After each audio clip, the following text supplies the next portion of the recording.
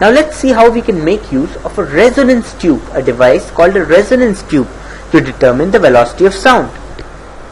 This device is used to measure the velocity of sound using the phenomenon of stationary waves. As you can see, a resonance tube simply consists of a tube of water.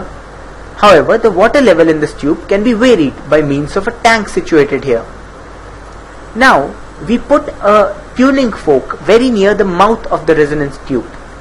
When we start vibrating the tuning fork, the air column above the water starts vibrating.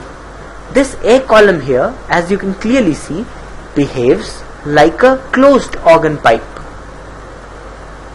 We slowly start decreasing the level of water in this tube. Now, we already know that the frequency, the fundamental frequency that can be created in a closed organ pipe is F equal to V by 4L. In the earlier case, the length of the closed organ pipe was constant while we were changing the frequency so that we could obtain the fundamental frequency in case of a closed organ pipe. In this case, the frequency of the tuning fork here is constant, so we already know the fundamental frequency that will be obtained in the closed organ pipe. But what will be the length of the closed organ pipe to give this fundamental frequency? That is what we are trying to obtain. So we are changing the length to obtain such a length that the basic waveform in case of a closed organ pipe will be created like this. Now, as soon as the length of the air column becomes equal to lambda by 4 or equal to 1/2 the length of a single waveform, resonance occurs.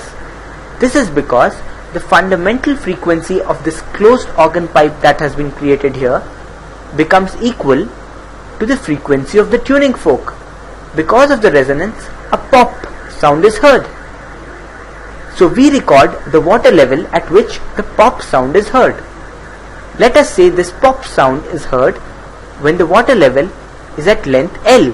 Now, there is also some distance between the top of the resonance tube and the tuning fork. The waveform will be formed right underneath the tuning fork. So this distance between the top of the resonance tube and the tuning fork must also be taken into account. So lambda by 4 is equal to L plus E, because the distance from here to here is clearly lambda by 4. Now we further decrease the water level like this. Finally, we keep decreasing the level until another pop is heard. When will another pop sound be heard? Of course, when another possible frequency in this closed organ pipe will be generated. As you can see, this is the next possible waveform that will lead to resonance with the tuning fork. Therefore, a pop sound is heard when this waveform is created. After all, the frequency of the tuning fork has become equal to the second harmonic frequency of this closed organ pipe. Now, this length is clearly 3 lambda by 4. And, as in the previous case, L1, the new reading of the air column, plus E is equal to 3 lambda by 4. By using the formulae L plus E equal to lambda by 4 and L1 plus E equal to 3 lambda by 4, the values of E and lambda can be obtained.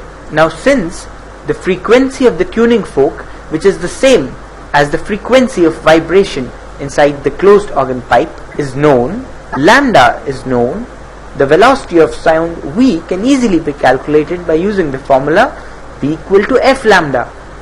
This is how a resonance tube is used to calculate the velocity of sound. I know this seems a bit complicated. Therefore, you can go back and rewind the video, watch it closely again, and slowly your concepts will become very clear.